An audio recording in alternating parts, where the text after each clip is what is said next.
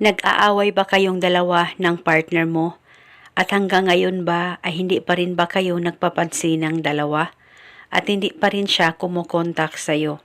At kahit hindi kayo hiwalayng dalawa, pero nararamdaman mo na tuluyan ng nawawala ng gana ang partner mo sa'yo. At hindi mo gusto na tuluyang masira o tuluyang magkahiwalay kayong dalawa ng partner mo dahil sa sobrang mahal na mahal mo ito. Kaya ngayon may ituturo ako na isang gabay at isang paraan para magkaayos at maging okay at habang buhay magmamahalan kayong dalawa ng partner mo. At ikaw ay hindi mawala-wala sa isipan niya araw-gabi.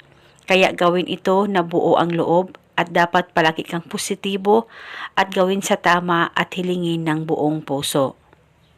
Ang gagawin mo lamang ay kumuha ka ng papel at panulat, isulat sa papel ang pangalan at apelido niya ng 7 beses.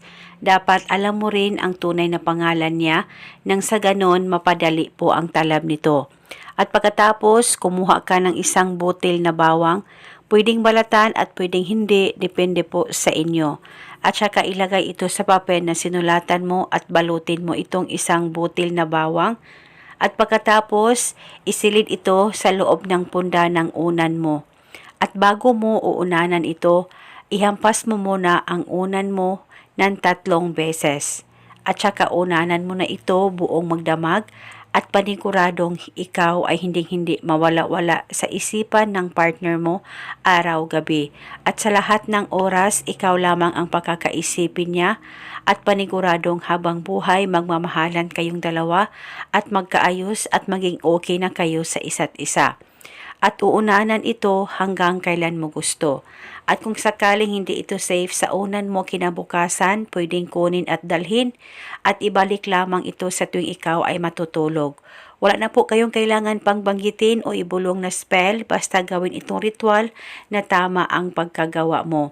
At uunanan ito hanggang kailan mo gusto. At eto muna sa ngayon, sakaling kayo ay may katanungan, mag-comment lang po kayo sa baba. Maraming salamat po sa panunood. May God bless us all.